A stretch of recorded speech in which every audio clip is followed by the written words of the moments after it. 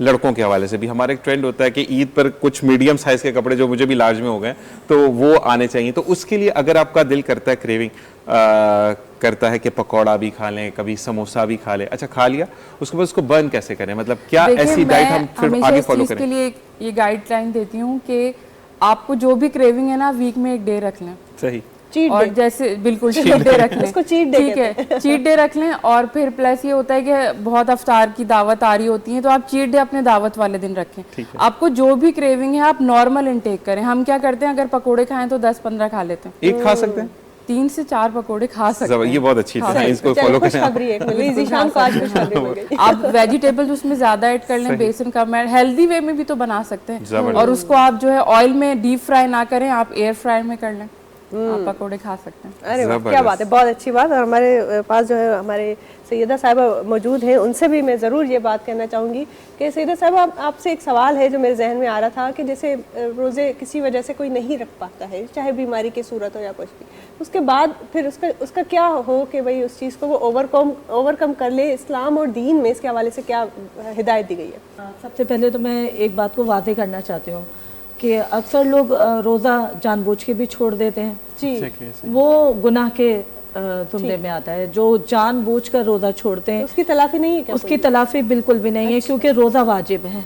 ठीक है। और इसकी सज़ा जो है बहरहाल हमें मिलनी है जो रोज़ा छोड़ता है जानबूझकर।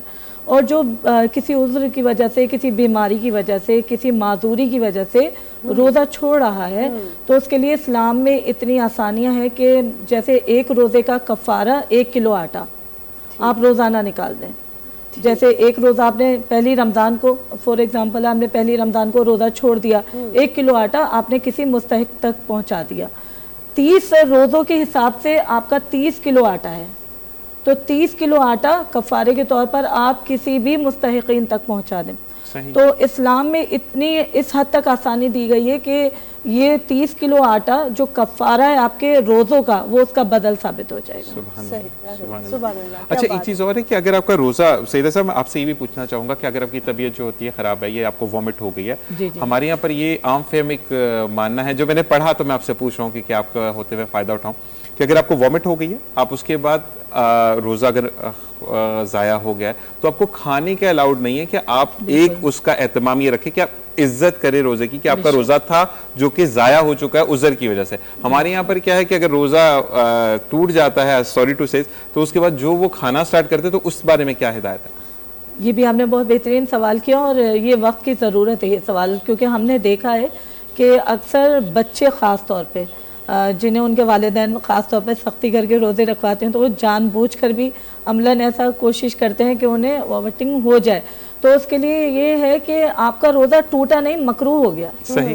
रोज़ा टूटता नहीं है, मकरूह हो जाता है, बातिल भी कह सकते हैं उसे, रोज़ा बातिल हो गया। लेकिन उसके लिए ये हरगिज़ नहीं है कि आप बिल्कुल खाना पीना स्टार्ट कर दें, सबके सामने आप खाना खा रहे हैं, आपने करना है जी बिल्कुल, रोज़ा आपने कंटिन्यू करना है, क्योंकि रोज़ा टूटा नहीं है, रोज़ा आपका मकरूह हुआ। आयशा हमारे साथ बैठी हैं। आयशा, जब रमज़ान का एक महीना आता है, उसमें गैप आ जाता है शादियों में, उसके फ़ौरन बाद शादियों का सिलसिला शुरू हो जाता है, जो हमारी माएँ बहनें जो देख रही हैं, क्योंकि आजकल तो ट्रेंड में है ना कि अम्मी भी जो है वो साथ वैसे ही स्लिम एंड स्मार्ट जाती हैं जैसे कि ब्राइड जा रही होती है। क्यों आयशा, मैं गलत तो नहीं कह रही? बिल्कुल सही है। तो मुझे ये बताएं कि अब अगर कुछ लोग जो ओबेसिटी की तरफ हैं, यानी वो चाहे फीमेल हैं या मेल हैं, ओबेसिटी की तरफ बहुत ज़्यादा हैं, और वो चाहते हैं कि वो अपने बारात के जोड़े में, अपनी शेरवानी में वो फिट आ जाएं, तो वो किस डाइट को फॉलो करें? देखिए ज़िशान, होता ये है कि हम लोग बेसिकली जो रिकमेंड करते हैं, हम कभी भी ये नहीं कहते कि आप राइस छोड़ दें, आप रोटी छोड़ दें। हम हमेशा वो डाइट सजेस्ट करते हैं जो आप लॉन्ग टर्म लेके चल सकें। ठीक है। आपको कोई भी डाइट किसी सीज़न वाइज नहीं करनी चाहिए, आपको हेल्दी डाइट रखनी चाहिए अपनी, और एक रूटीन सेट करनी चाहिए कि अगर आपको राइस लेने हैं या आपको कोई भी जंक फूड लेना है, तो आप एज अ रूटीन में डेली बेसिस पे जंक फूड ना लें, डेली बेसिस पे आप राइस ना लें, आप डेज डिवाइड कर लें कि आपने अगर जंक फूड लेना है किसी भी टाइप में, आपने अगर कोल्ड ड्रिंक भी लेनी है, तो आप एक डे डिसाइड कर लें।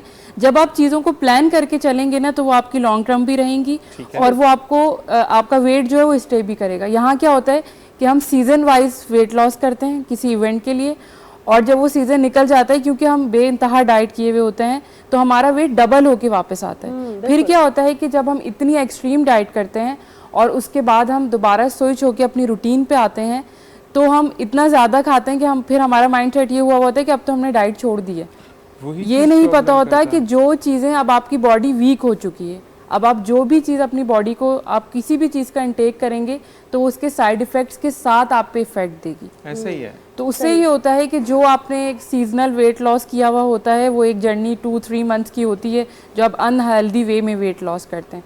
हेल्दी वे में वेट लॉस आपका मिनिमम अगर आप कर रहे हैं तो 1 मंथ में 3 to 4 kg हेल्दी वे है। जबरदस्त। और अगर हम क्या करते हैं, हम तो सीजनल 10 kg वेट लॉस कर रहे होते हैं और बहुत फखर से अपनी ट्रांसफॉर्मेशन लगाते हैं और ये भूल जाते हैं कि 3 मंथ्स बाद ये वेट डबल होके वापस आएगा। यही चीज़ मैं यही कहने वाला था कि हम जब देखते हैं वेट लॉस करते हैं तो साइमा हमारे सामने आती हैं और फिर 2 महीने बाद सलीम भाई सामने आ रहे होते हैं, तो ये भी प्रॉब्लम हो जाती है। बिल्कुल ऐसा ही होता है। नहीं नहीं, बिल्कुल ऐसी बात है। और इसी को कंटिन्यू करते हुए सईदा साहिबा से पूछना चाहूँगी कि जैसे खाने पीने की चीज़ों के हवाले से मैं चाहती हूँ कि दीन के हवाले से अहादीस में कोई ऐसे खाने की कोई ऐसा एलिमेंट है जो हमारे अनबिया कराम अपने डेली रूटीन में इस्तेमाल करते थे। मैं चाहती हूँ आप वो हमें बताएं ताकि हमारे जो आपके थ्रू हमारे देखने वाले हैं उनको, फॉर एग्जांपल खजूर का इस्तेमाल है, कितने उसके फ़वाइद हैं, लेकिन हम डेली मरा के ज़िंदगी में खजूर इस्तेमाल नहीं करते, सिर्फ रमज़ान आता है तो हमारे घरों में खजूर आते हैं। तो इस हवाले से ऐसे और भी कुछ डाइट्स हैं, खाने पीने की कुछ और भी चीज़ें हैं, आप प्लीज़ हमें बताएं उस हवाले से। जी हाँ, अगर हम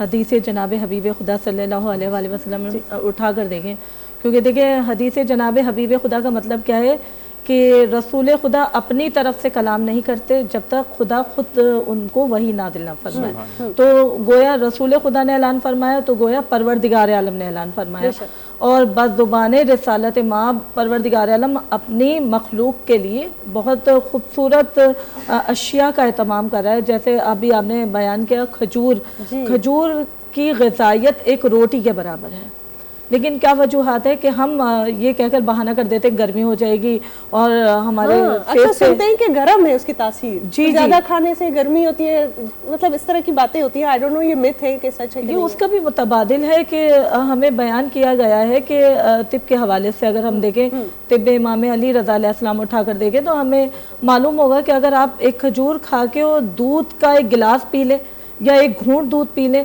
तो आपकी ग़िज़ायत मुकम्मल हो जाएगी जिस्म के अंदर, और एक रोटी के बराबर आपको पूरी क़ुव्वत भी मिलेगी, ताकत भी मिलेगी। और खजूर ही नहीं, जैसे कि अभी आपने पूछा है कि और भी कोई डाइट्स हैं, इसमें सर फहरिस्त है मसूर की दाल। अरे वाह, अच्छा जी, मसूर की दाल, मसूर की दाल मेरी फेवरेट है वैसे, मेरी भी, मुझे तो बहाना मिल गया उसको और बनाने का। जी बेशक 70 अंबिया कराम की फेवरेट दाल है ये। अगर हम तारीख़ इस्लाम उठाकर देखें 70 अंबिया की पसंदीदा ग़िज़ा मसूर की दाल है। इसके अलावा बैंगन खाना, बैंगन को भी जनाब हबीब खुदा ने बाकायदा मेंशन किया कि बैंगन खाने से इंसान के जो जिस्म की खुश्की है वो दूर हो जाती है। और मैदे में आपके एकदम जो मैदा आपका बिल्कुल तंग हो रहा होता है, एकदम गिरावट महसूस कर रहा होता है, तो मैदा भी एकदम आपका बिल्कुल सेहतमंद हो जाता है।